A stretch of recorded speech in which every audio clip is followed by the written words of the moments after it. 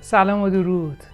آیا دوست داری یه زبان خارجی جدید یاد بگیرید اما از طرفی یا وقت ندارین تو این ترافیک و مشکلات امروزه به مؤسسات آموزشی برین، یا هزینه اونا کنار نگذاشتید، یا به هر دلیل از روش‌های قدیمی اونا خسته شدید، یا از روش‌های خشک مثل من خوشتون نمیاد، دوست دارین با تفریح و شادی یه زبان جدید رو یاد بگیرید؟ تبریک میگم، جای درستی اومدین.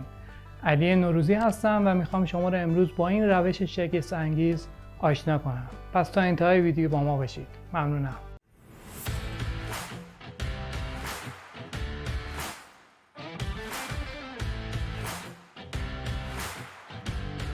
نام این اپلیکیشن و این نرم افزار دورلینگو هستش. حالا امیدوارم درست تلفظش کرده باشم، که هم نسخه اندروید و هم نسخه آیفون داره، هم نسخه آنلاین داره برای کامپیوتر شخصی، لپتاپ‌ها، که همه اونا رو تو همین ویدیو به شما آموزش میدم.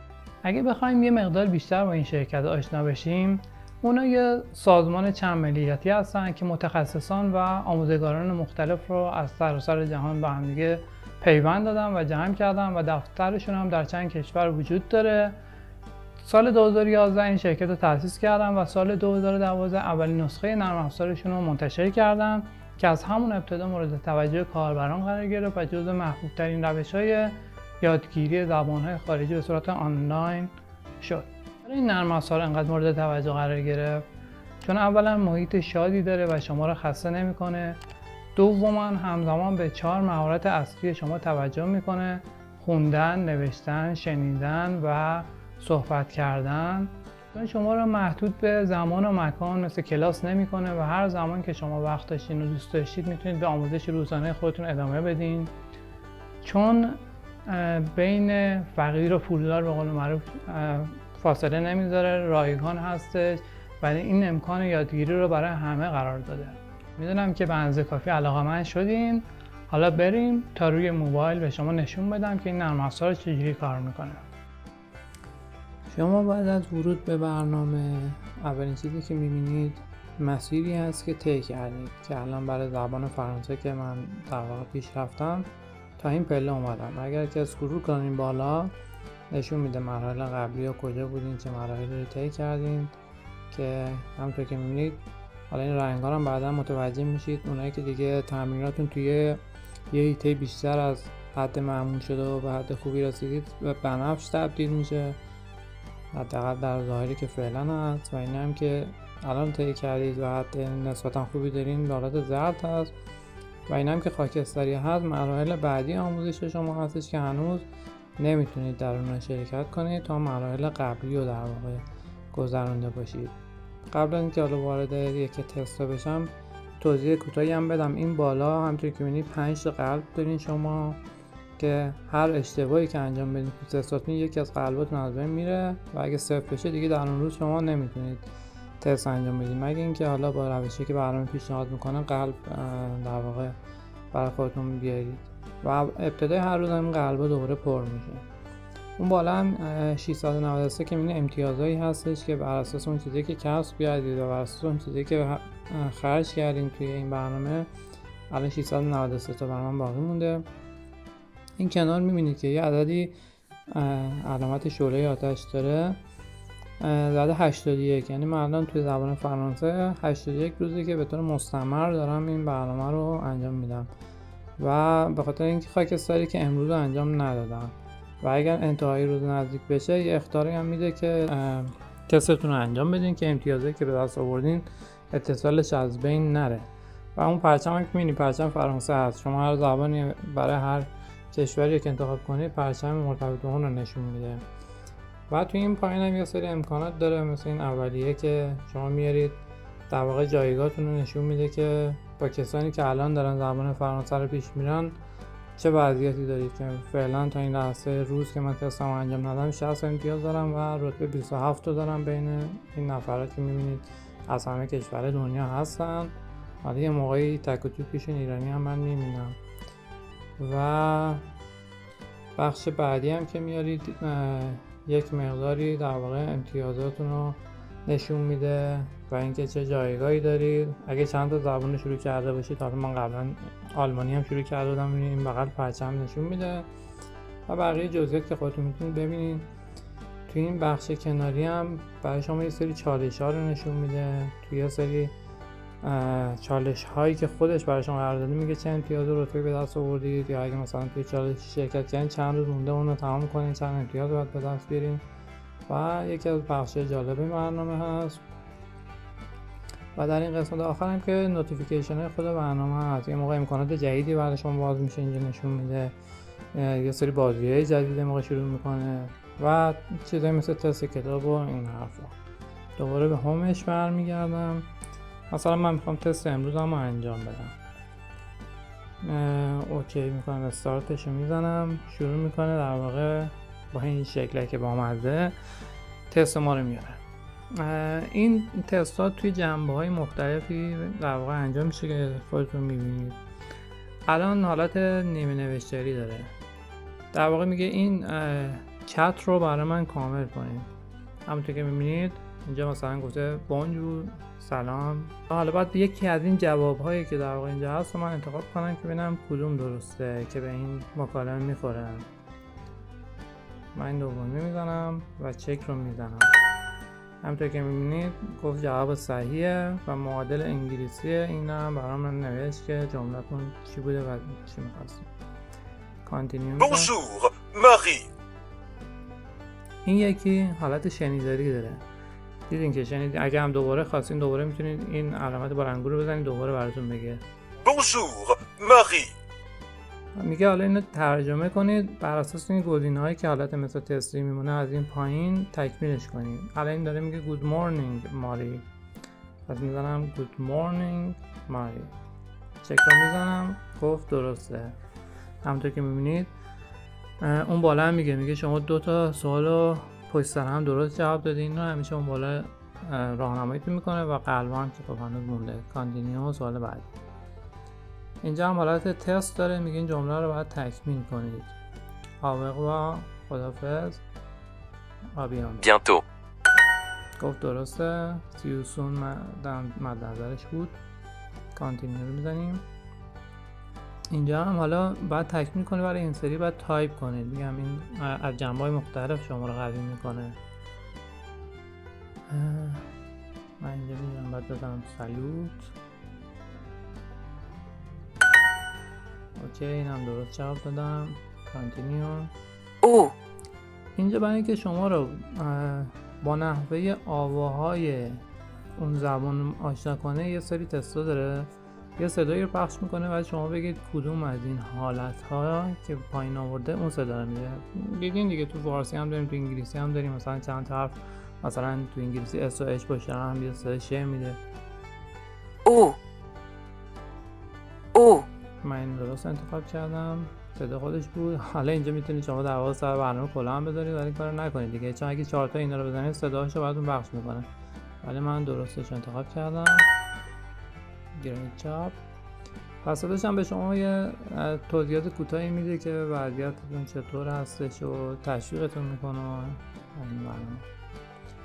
خب حالا اینجا اون چیزی که اونجا نوشته رو شما بعد از پایین معادلش رو انتخاب کنید.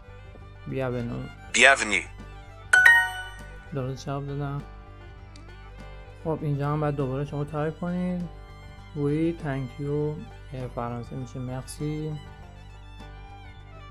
این کیبورد خودتون هم وقتی که یه مدت تایپ میکنید یه سری راهنمایی میکنه که در واقع کار شما رو راحت‌تر میکنه، خصوصا تو زبانه مثل فرانسه که یه سری کاراکتر خاص دارن. شما با این کیبورد رو راحت‌تر میتونید کار کنید. خب اینجا هم میگه که دوباره تکمیل کنید. هایو کمون سلو میشه. معمولا یه سری تسته که شما احتمالا میبینید که نزدیک به هم دیگه هست، چون تو تست هر روز روی یه چیزی فوکس میکنه، یه سری کلمات خاص، یه سری دستوره خاص و برای همین سوالهای مرتبط در نوعهای مختلف از همون رو برای شما میپرسه. Merci beaucoup. خب اینجا توانایی گفتن و عضلات گفتاری شما رو تست میکنه. اون چیزی که بالا میگه رو شما میتونید دوباره تکرار کنید و شما باید بگید. نرم‌افزار خود ببینید شما چقدر نزدیک به اون میگید. Merci beaucoup. روی این کلیک میکنید و با میکروفون پاسخ میدید. مرسی بوکو. خب دیدین که درست 8 ساعت گفت خوب انجام دادین. Bonsoir, comment ça va? این هم که مدل تستی هست دوباره. Good evening. How are you today? Doing. درسته. Goodbye, have a good day. حالا بعد این جمله رو به طور کامل ترجمه کنم به فرانسوی. و خب اگر که مثلا من به جای اون جوابی که این خواسته یه بارم ببینید اشتباهش رو جواب میدم، گفته روز خوبی داشته باشید، من عصر بخیر رو جواب میدم. وقتی اینو بزنید بهتون میگه که حالا شما یک اشتباه انجام دادید یا یک قلب از بین میبرید. میگه که یا میتونید بزنید همین سوال رو تکرار کنه با این علامت برگردون که در واقع از اون امتیازی که قبلا این امکان خریدین کم میکنه، یا میگه سی سولوشن یعنی جواب ببینید و قلبتون کم بشه. من اینو میذارم که ببینید سی سولوشنی که میزنم میگه که نکنید یه دونه قلبم کم شد 4 و جواب درست رو زد. گفت آقا رو درست زدید ولی بانجوغنی رو باید میزدید بدین که بانسوغی میزدید. اوکی. بای گود نایت هم دوباره میزنم. سالو فانوی. اوکی. و در واقع اون چیزی که شما جواب اونجا اشتباه داده بودین خیلی وقتا خوب جالب شناسایی میکنه، چون آوقباشو و مانشو درست من زده بودم اونا رو آوردی که دوباره اونا رو تایید نکنید. اون قسمتی که اشتباه جواب داده بودم و برای من میگه که دوباره تکمیل کنیم. خب اوکی. خب به همین راحتی تست امروز تموم شد و با این انیمیشن جالب میبینید که تشویق میکنه که این تمرینتون رو تکمیل کردین و یه گزارشی هم به طور کلی به شما میده که وضعیتتون چیه، هدف رو زدید نزدید چجوریه. کانتینیو رو که بزنم امتیازهایی که از این درس در واقع به دست آوردین رو به شما نشون میده و بعدش که بزنم میگه که شما 82مین روزتون هم تکمیل کردین. که کانتینیو رو میزنم. وقتی که روی اون علامت در واقع 82 تعداد روزهای گذرونده کلیک بکنم یه حالت تقویمی میاره که من باز دوباره روی ویو کلیک میکنم تقویم کاملتر بیاره. داره نشون میده که شما از چه روزهایی شروع کردید. مثلا از اولین روزی که من شروع کردم توی ماه آگست تا امروز رو داره نشون میده. اگه واسهش خالی داشته باشین که این اصلا دوباره صفر میشه روز شما روزاتون از دست میدید. حالا بر اساس یه سری امکانات که با امتیازاتون شما میتونید بخرید یه موقعی بالاخره پیش میاد دیگه، شما جایی هستید نمیتونید تستتون انجام بدید یا فراموش میکنید، تا یک روز رو به شما اجازه میده که نادیده بگیره اونا، به شرطی که از اون امتیازتون خرج بکنید. مثل من این روزهای آبی که میبینید اون اول متاسفانه بیشتر بوده، بعضی از این روزها رو با اون امتیازی که خریداری کردم قبول کردم که پشت سر هم دیگه حساب بکنه و وقفه نندازه و حالا این چالشتون از بین نره. خب نکته بعدی که وجود داره، شما اگه روی این پرچم کلیک بکنید دو زبون هایی که الان برای آموزش انتخاب کردین رو این بالا به شما نشون میده و اگه بخواید یه زبان جدید رو شروع بکنید یه نیو کورس رو با این به علامت به علاوه میزنید. این که از بین این همه زبان‌های مختلفی که وجود داره شما میتونید یک زبان جدید رو انتخاب بکنید. فرض میکنیم که من زبان ترکیش رو میخوام شروع کنم، توش کلیک میکنید کانتینیو رو میزنید. ازتون سوال میکنه که آیا شما زبان ترکی رو برای اولین باری که میخواین یاد بگیرین یعنی از پایه ترین شکل شروع کنه، یا اینکه یه مقداری الان میدونم مثلا کسی که آشنایان مثلا مرتبط با اون زبون رو دارن و میخواین در واقع یه تعیین سطح از شما انجام بده که از اونجا به بعد شروع کنه. حالا معمولا شما زبون رو چون اول شروع میکنید همین گزینه 1 رو انتخاب میکنید و اینجا به شما میگه که اوکی حالا شما آماده هستید که در واقع درس اول رو شروع کنید و این نماد از اول شروع میکنه و از اینجا به بعد وارد همون مراحلی میشین که توی زبان فرانسه یه نمونهش رو به شما نشون دادم. اگر شما هم مثل من به نرم افزارهای کامپیوتری و در واقع PC و لپتاپ علاقه‌مند هستین، یه خبر خوشحال کننده به شما بدم که این نرم افزار روی کامپیوتر هم به صورت آنلاین اجرا میشه و شما میتونید از قابلیت‌های اون استفاده بکنید. فقط قبل از اون یادآور میشم که حتما یه میکروفون مناسب به سیستمتون متصل کنید که تست‌های گفتاری رو از دست ندین. بریم ببینیم چه جوری هستش. در ابتدا شما به آدرس سایت این نرم افزار مراجعه میکنید. اگر که کلا قصد کار با این نرم افزار در کامپیوتر دارید یا اصلا از اینجا شروع کردین که get start رو میزنید و با دادن ایمیلتون مراحل ثبت نام ساده شروع میکنید. اما اگه مثل من همزمان با موبایلم کار میکنید و یه اکانت قبلا ساختین، گزینه دوم رو میزنید که نمیشه من همکنون یک اکانت دارم و یوزرنیم پسورد خودتون رو وارد میکنین و وارد همون محیطی میشین که همینطوری که میبینید خیلی شبیه به همونیه که توی موبایل به شما آموزش دادم.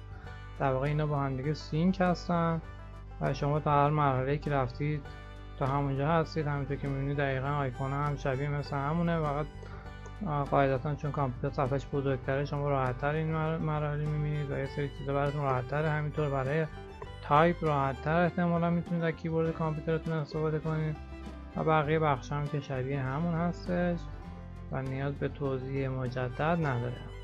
تنها موضوعی که تو بخش اپلیکیشن موبایلی هم یادم رفت شما بگم، ما چیزی به عنوان ریویو داریم، همون مرور کردن هستش. همونطور که میدونید هر آموزشی اگر یه مدتی به حال خودش رها بشه فراموش میشه. برای همین هم خودمون میتونیم گاهی برگردیم این آموزش قبلی رو که معمولا هم از زمانش بگذره رنگاشون عوض میشه، با رنگ مشخصه متفاوتی نشون میده که الان وقتشه که ریویو بکنیم و به کار ببریم، یا از همینجا گزینه ریویو رو بزنیم و یه سری موضوعات قبلی رو مثلا مثل فصل اول که مباحث پایه‌ای هستش من قبلا یاد گرفتم، یا فصل دومش که در مورد کانورسیشن عمومی هستش، اینا رو مجدد مرور کنید تو اون فواصل زمانی که در واقع اونا از خاطرتون نره همینجوری که دارید مطالب جدید هم یاد میگیرید. یه نکته هم برای فارسی زبانان عرض بکنم. خب وقتی ما میخوایم یه زبان رو یاد بگیریم، یه زبان پایه داریم که به اون مسلط هستیم و میخوایم بر اساس اون یه زبان جدید یاد بگیریم. متاسفانه این نرم افزار به دلایلی که میدونیم چرا، زبان شیرین فارسی رو که یکی از کهن‌ترین زبان‌ها هم هستش پشتیبانی نمی‌کنه حداقل در حال حاضر، و شما میتونید مثل من زبان پایه‌تون رو انگلیسی انتخاب کنید که مروری بر دانش‌های قبلیتون توی زبان انگلیسی هم میشه.